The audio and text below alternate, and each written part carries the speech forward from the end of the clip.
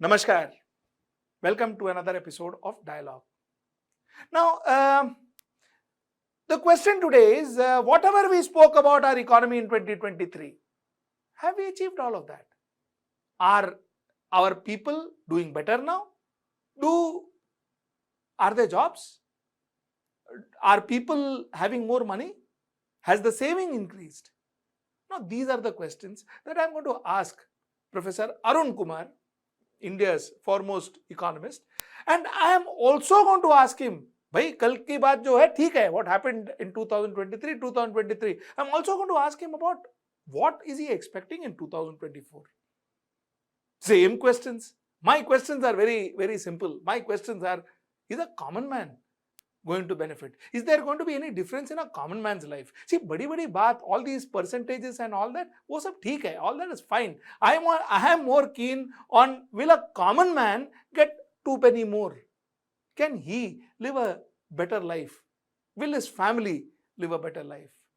That's the question I'm going to ask Professor Arun Kumar, and let's get right into the show.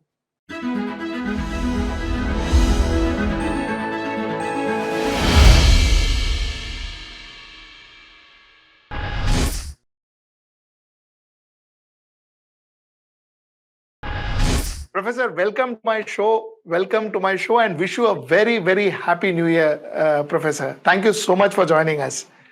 Thank you, and best wishes to you and your audience and to your channel. Thank you so much, sir. Sir, I want to talk about our economy.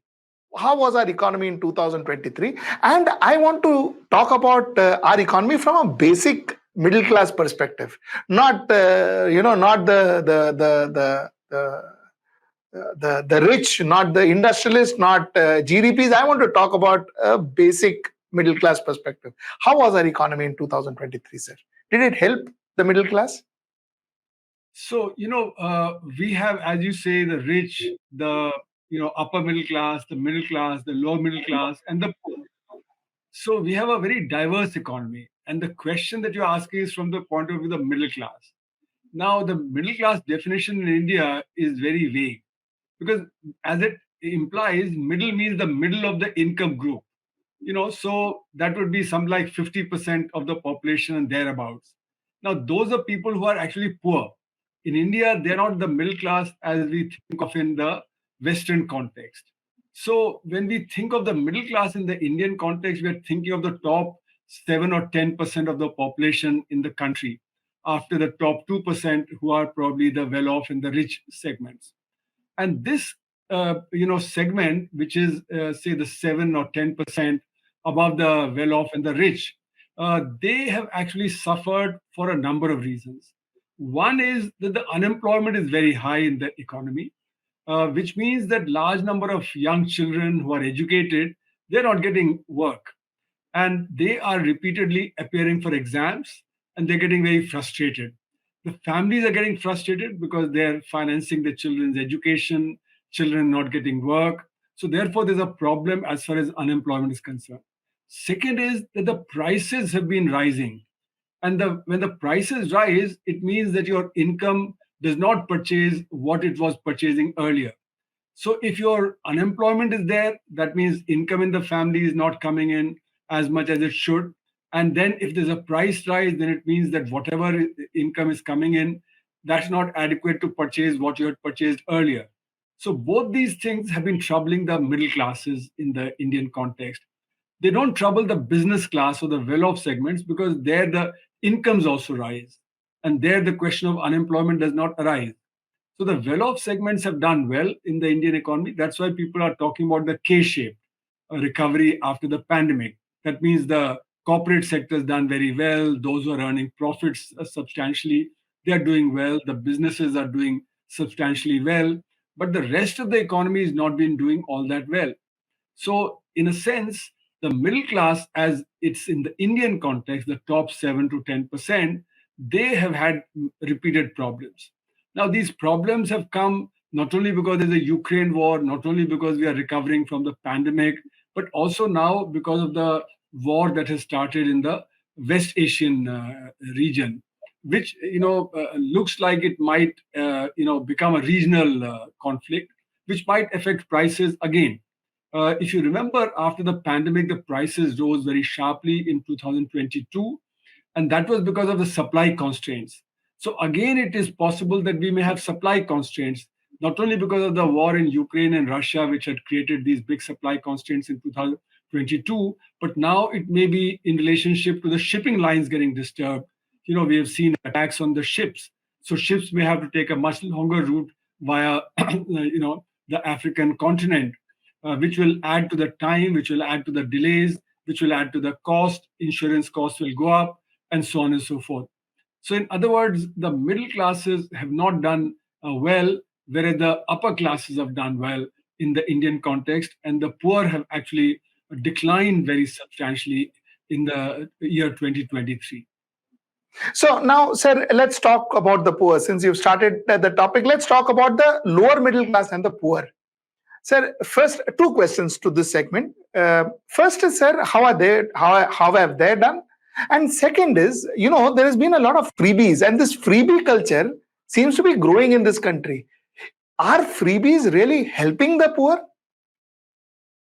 So, when you think of the poor people, they are the bottom 90%, I would say, because if you look at the Delhi Socioeconomic Survey of 2018, which was pre pandemic, then it showed that 90% of people in Delhi, were spending less than 25,000 rupees per month. Now, because Delhi's per capita income is three times the all India per capita income, you divide this factor by three, then what you find is that roughly 90% of the Indian families are spending less than 8,500 rupees per month, which Correct. makes them the poverty line. Okay. So these people have done rather poorly because they are the ones who are really suffering from unemployment and inflation. They are the ones who are in the unorganized sector, and by definition, that means that they cannot bargain for higher wages. They get a higher wage only when the economy is doing well, when they are able to bargain for a better wage. So it's this poor segment that has done badly. And unfortunately, what happens in the Indian GDP data is that the unorganized sector is not taken into account separately and independently. The unorganized sector consists of the micro units, of which there are 6 crore units, and these micro units employ 97% of the employment of the MSME sector. Then there are the farmers. There are different estimates of the how many farmers there are, but it was at one time said there are 11 crore farmer families. Now, out of these 11 crore, 85% cultivate less than 5 acres of land, which means they are small and tiny, and they are the ones who do not get the price that is available to the farmers, the minimum support price or the price in the mandi. So they have been complaining that their incomes have declined, and their incomes have not been rising much in the last many years. So it is these two segments which are the ones which constitute the poor in the unorganized sector, the micro sector, the small sector, and the small farmers and the medium farmers in agriculture. These are the people who've been complaining about loss of income. They are the ones who are suffering as a result of what is happening in terms of prices.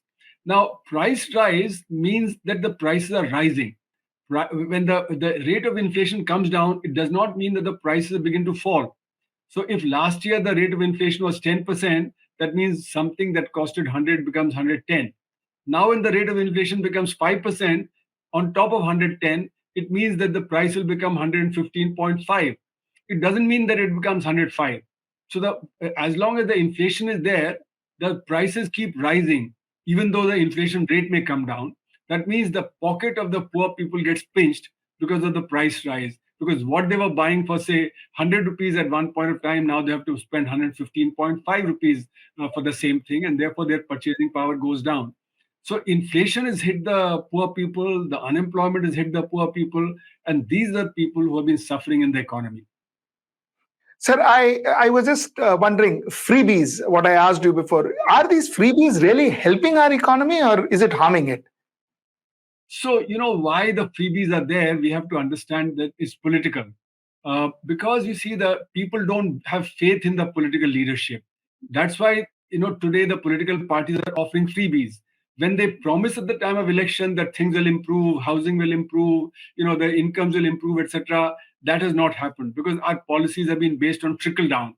So the poor people see that the well-off segments are doing very well, whereas their lot has hardly changed.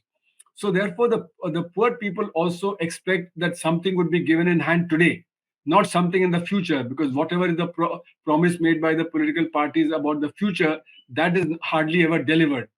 So the people expect that something will be given, and now there's a competition amongst parties to give something. So if the BJP is giving 6,000 rupees per annum to the farmers, then in Odisha or in Telangana they have given something else.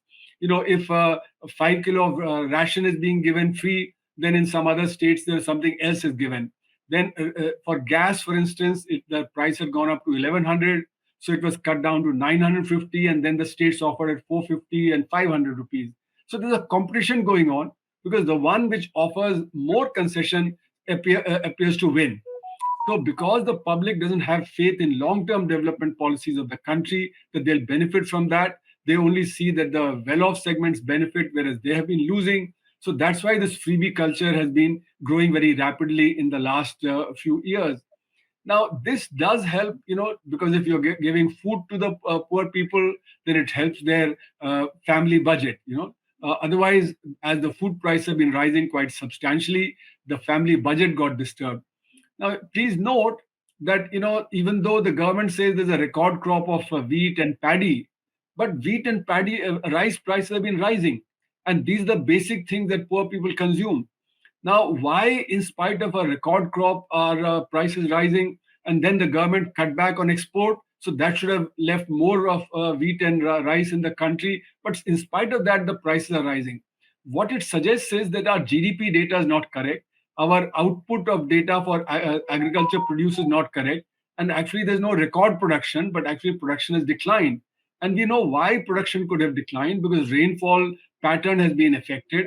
So sowing of the paddy and sowing of wheat got affected, and that's why it was expected that the GDP data should show that these have declined, but instead the government claims that they've been growing at 3%. So therefore, I think there's a problem with the data, and that's why the public also doesn't have much faith in what the promises of the parties is, and they expect freebies right today rather than development in the long run. Sir, are these freebies a permanent policy? Is it permanently going to solve our problem, or is it solving the symptoms and not the disease? So it only is a symptomatic thing. It's not. It doesn't solve the problem of unemployment. It doesn't solve the problem of price rise. Okay. So for that, you need to do something else. Like for instance, to create employment, what you have to do is create employment in the unorganized sector, where the employment is 94% of the workforce. Organized sector is only 6%. But bulk of our investment is going into the organized sector, where only 6% people are working. For 94%, very little investment is going. In agriculture, where 46% of the workforce is working, only 5% investment is going. So for 6% who are working in the organized sector, you have 80% investment. And for 45% who are working, 46% who are working in agriculture, you have only 5% investment. So in the organized sector, you are having more and more mechanization and automation going. So there is no employment generation there. In agriculture also, where only 5% of the investment is going, it's inadequate. And secondly, there also mechanization is taking place. You have more harvester combines and tractors and threshers and potato digging machines, etc. So employment generation in agriculture is also very weak. So therefore, given the technological changes that have been taking place, employment generation has been very weak, and that's why unemployment is very high. And that's why the PLFS data, the CMIE data, they are both showing that our labor force participation rate in India is very low, especially for women. It used to be 17-18%. It's gone up apparently to 27%, but that's still very low. Only 27% women are finding work in the age group of 15 to 64, whereas actually they should be around 60-65%. In the advanced countries, like or even the large countries like China, Brazil, US, etc., the labor force participation rate is 65-70%. So why should it be much lower in India? It means that large number of people have just stopped looking for work because they haven't found the work. They're only working at home. They don't get the work in the market, so they don't have income corresponding. So I'm not saying that the people who are outside the labor force are not working, but they're doing unpaid work. They're working at home, etc., etc. So the income does not come out of that. So therefore, in a sense, what has happened is that our policies have not been right to promote the unorganized sector, and policies have been to digitize and to formalize the economy. Now, when you do that, you actually affect the unorganized sector. So demand in the Indian economy has been shifting from the unorganized sector to the organized sector. For instance, in the trade sector, trade is the second largest employer after agriculture. There you find that more and more people are going to e-commerce and less are going to the neighborhood store. Now, neighborhood stores are much more employment intensive than the e-commerce, which is getting more and more mechanized. Similarly, you have reports from the leather goods sector, your textile sector, you have other big employers where demand is shifting to the organized sector because its prices have not risen as much as the unorganized sector prices, given that the GST problem has been there. So demand has been shifting, and that's why the unorganized sector has been declining. And when the unorganized sector declines, then the employment generation declines, and that creates a crisis for employment generation and for incomes in the family of the poor people. So we need to support the unorganized sector rather than kill it through digitization and formalization and things like that. Sir, I then want to talk to you about our various programs, Startup India, Make in India. We are now claiming that we will be making we will be the largest manufacturers for mobile phones in India. Now, sir, if all of this is happening, why is there unemployment? Why are we not getting? Why are our youth not getting employed? A, B, why is there no money percolating to the middle class or the poor and the lower middle class? Why is it happening? See, look at the PLI scheme. I mean, you mentioned mobile phone exports are taking place because of the PLI scheme. Because the PLI scheme means the government is giving a subsidy for producing that thing in India, right? Now, according to some experts, the amount of subsidy being given is more than what the value addition in the product is. So we are not manufacturing the mobile phones; we are assembling the mobile phones. We are largely importing the components, except for a few plastic things and so on, but the rest of all is imported. And then the exporters are getting a heavy subsidy to actually produce that in India, and then they're exporting it. So we are actually exporting subsidy from India. So a poor country is exporting subsidy to other countries, making it cheaper for other countries to buy from India.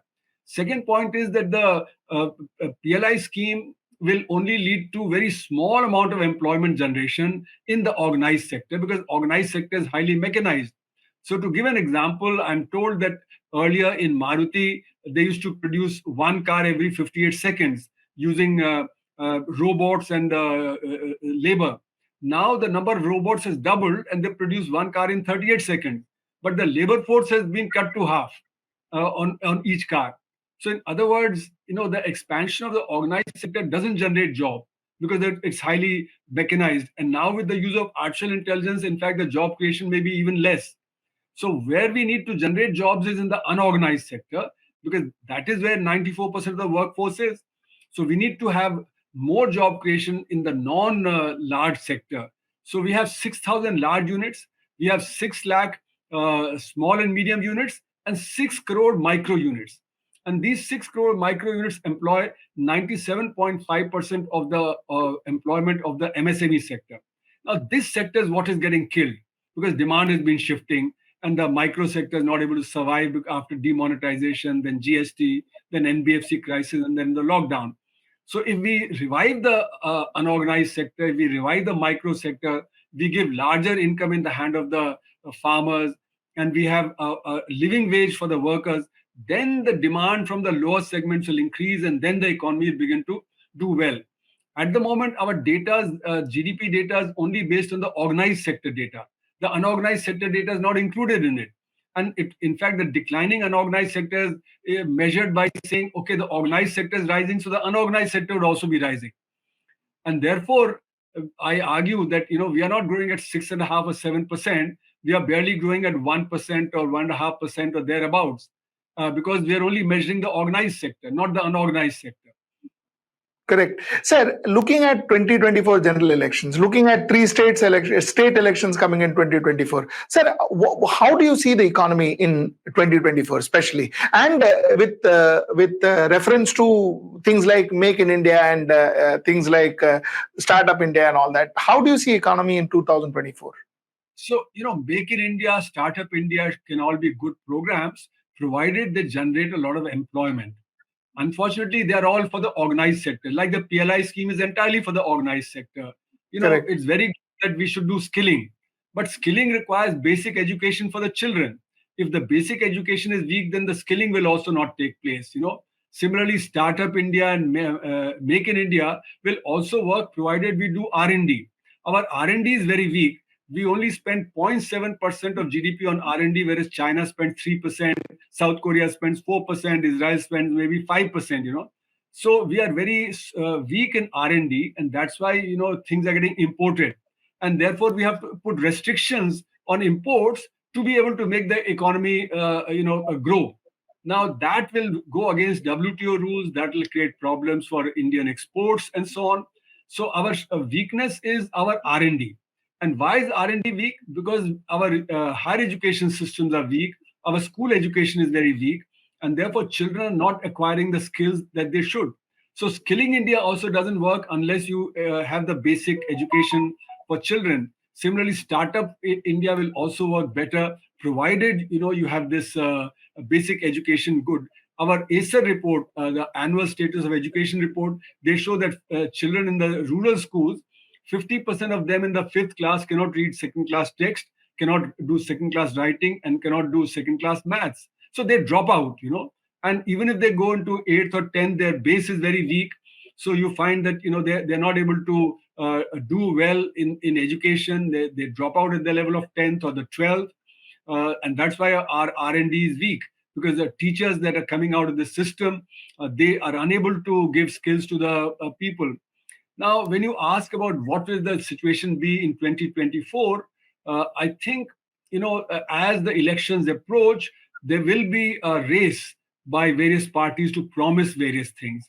And the central government also will promise various things to various people.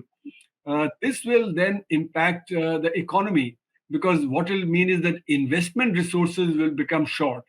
And investment resources are what are needed in the appropriate places to be able to generate more employment. So look at the budget of 2023-24, the current year.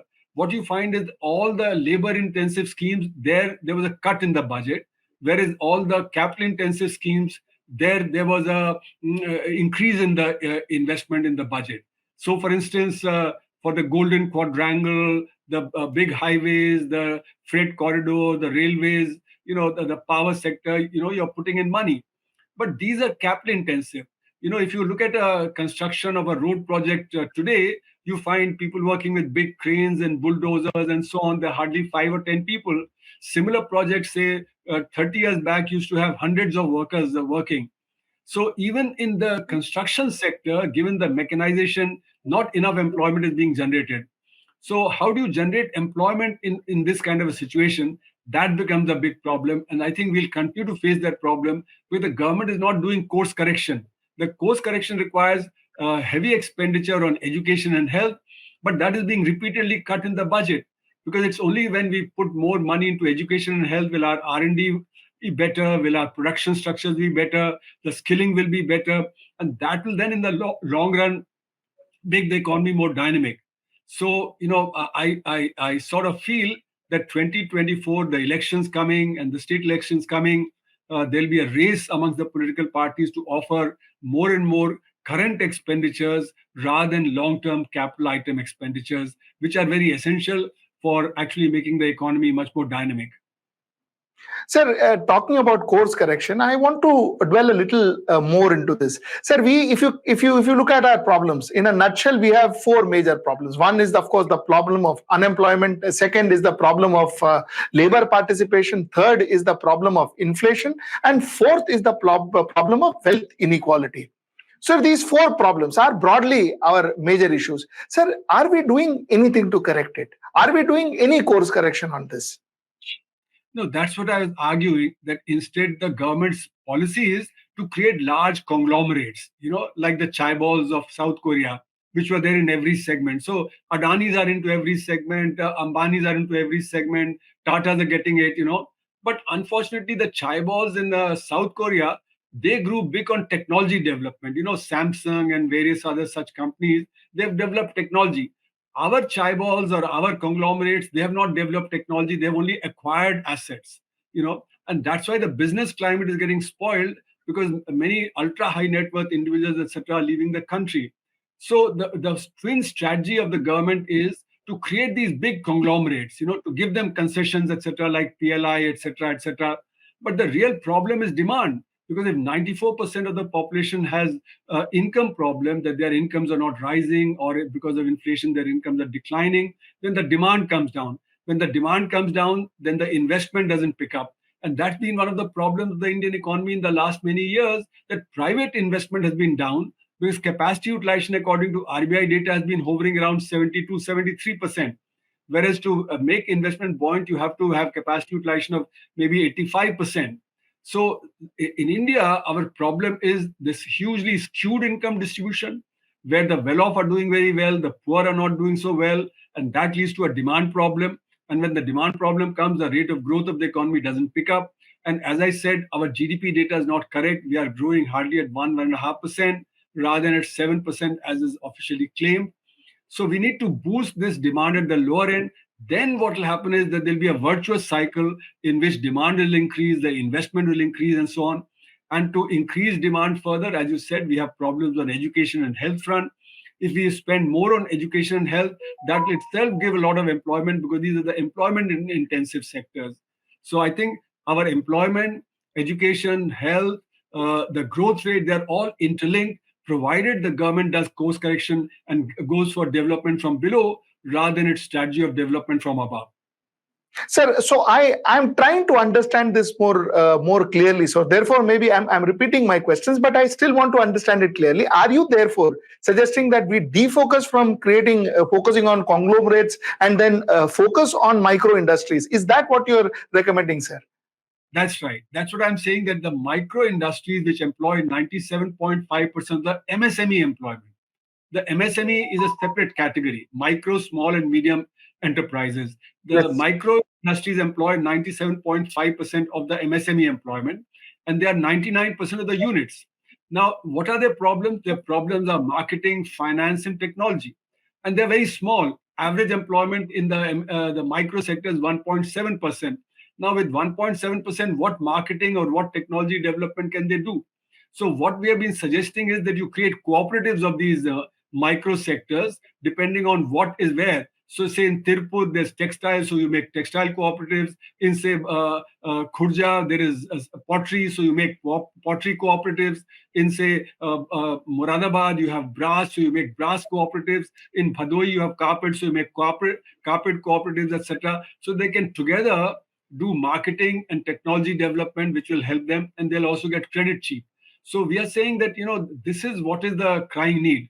Second crying need of the micro sectors, to reform GST. GST has actually killed this sector, because they are unable to cope with the problems created by GST. So it is already collected at the last point. So we are saying forget the intermediate points, just collect it at the last point. So make GST a last point tax, which it is, but at the moment we collect it at every stage, and then it is collected at the last stage finally. But now simplify it, so that the problem of input credit, etc., goes, and that will help the micro sector and the small sector, and they'll begin to be competitive with the large sector.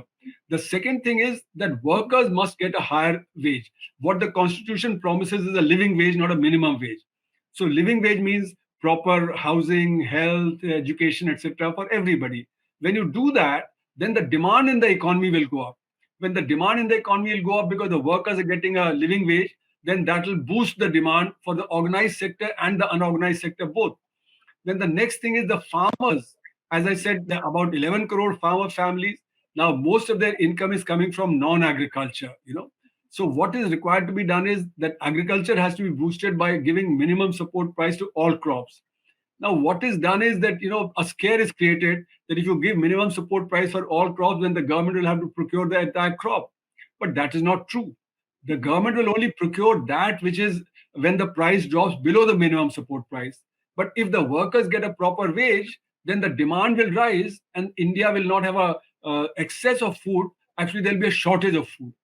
Okay, just like in China and other countries, and you know that there are 30% women, 30% children who are malnourished in various forms. So it means that these 30% are unable to feed themselves properly in spite of government giving them 5 kilograms of ration, etc. So if these people begin to consume enough, then the problem of food storage and problem of excess food will go away. Also, this will be environmentally better. So minimum support price to all crops is something that would be very desirable from an environmental point of view, from a demand point of view, and from living standard point of view of everybody. So these are some of the steps that we are suggesting that should be done in the coming year so that the economy, course corrects and goes to a bottom-up approach rather than a top-down approach. Sir, therefore, are we saying that when you talk about GST, it's not about the percentage of GST that one collects; it's about the compliance of GST, which means that if you put the same percentage, the percentage 18% or whatever it is, that same percentage is collected, but from the at the last end of the transaction, rather than it being collected throughout. Would that solve the problem? Is that what you're saying, sir? Right. So at the moment, what happens is that whatever is the tax paid at one stage, that becomes the input credit at the next stage, and then they pay their tax and then subtract the input credit. So paying the tax and getting input credit, paying the tax and getting the input credit. And ultimately, it's collected the last point. So we are saying forget all the intermediate stages, just collect the last stage. So the input credit scheme itself will go away. E-way bills will not be required. You will not have taxation of, say, chartered accountants and others who are the intermediate stages. Okay, and therefore it becomes simple. At the moment, you have to deal with 4 or 5 billion entries every month. Then you'll have to deal with only 40 million entries, and your computerization will be able to handle it. Second is that when the input credit thing goes, then the disadvantage of the unorganized sector will also disappear. At the moment, they are at a disadvantage because they are kept out of GST if their turnover is below 50 lakh, and if they are in the composition scheme below 1.5 crore, then they have the simple composition scheme. Okay, so that all will go away. And therefore, the unorganized sector, which is losing out at the moment, they will not be losing out. Second thing is, most of the GST is collected from the organized sector. As Arun Jaitley used to say, 5% units pay 95% of the tax, and 95% pay 5% of the tax. So what it means is that it's the organized sector, because the unorganized sector you've exempted from it. So therefore, the buoyancy in GST is a buoyancy of the organized sector, and that proves my point that the organized sector is doing well, the unorganized sector is declining. So if we just shift it to the last point, then many of the disadvantages due to GST and the complications due to GST, all the e-way bills and the various other, the fake companies of input credit, etc., that will all disappear. Right. Sir, my last question. And again, I wanted to ask you, see, while I completely agree to you that we should be focusing on our micro industries, micro sector, but sir, aren't our Adanis and Ambanis and Tatas and Birlas also important for us? Because end of the day, they're wealth creators. They are the global leaders, aren't they? So shouldn't there be some kind of a balance that we maintain? See, the Tatas and the Adanis and the Ambanis, they're well endowed. They should be able to take care of the global competition. Their margins are very high. They're highly profitable companies. So they should be able to take care of themselves. It's the unorganized sector, the small sector, the micro sector, the small farmers. They're not able to take care of themselves in the market because their incomes are very low. I mean, if you look at the e-Shram portal, which the Prime Minister said 30 crore people have registered from the unorganized sector, there 94% say that they're earning less than 10,000 rupees per month, which means that they're close to the poverty line. Now, they are the people who need help. They're the ones who are, living at the edge of survival. They are the ones who migrated in millions and millions when the pandemic hit because they have no savings. They hardly have any savings to be able to take care of themselves. So what I would say is that if the economy does well, suppose the economy's rate of growth really becomes 7-8% and the organized sector starts growing at 10-11%, then it's the Birlas and the Ambanis and the Tatas and the Adanis, they will do well. So if you begin to have demand from below, it's not that it will be at the expense of the conglomerates. They will do even better. Because at the moment they are growing by acquiring assets. Then they won't need to grow by acquiring assets. They'll grow because of the internal dynamics of the economy, where the demand will become buoyant.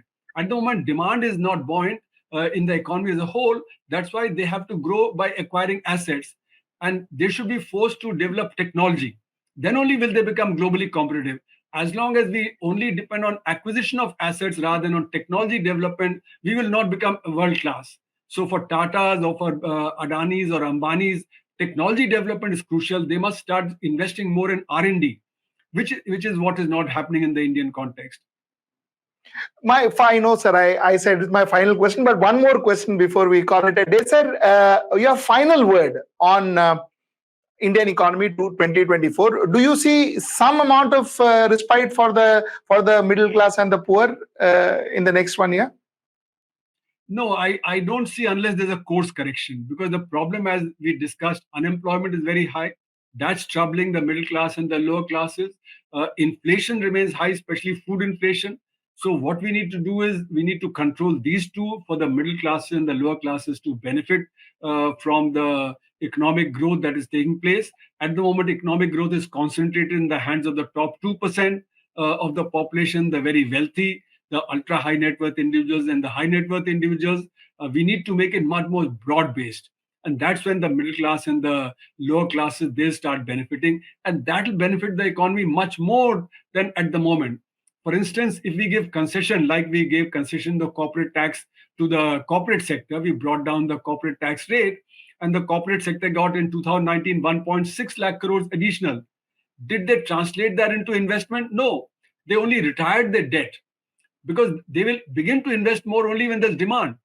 And the demand will come from the lowest segment, from the middle classes in the lowest segment. And if they continue to flounder, then the demand will not be there, and any concessions that you give to the conglomerates and to the corporate sector, that will only be used to maybe take the money out from the country rather than invest in the country. Thank you so much, Professor. Thank you so much, Professor. Thank you so much for talking to me. And always, it's as always, it's so enlightening to talk to you. Thank you so much. Thanks a lot. Thanks. Stay ahead with our cutting edge news app. Instantly access the latest shorts in just 1 minute and breaking news in just 50 words. Download now for a smarter, faster news experience.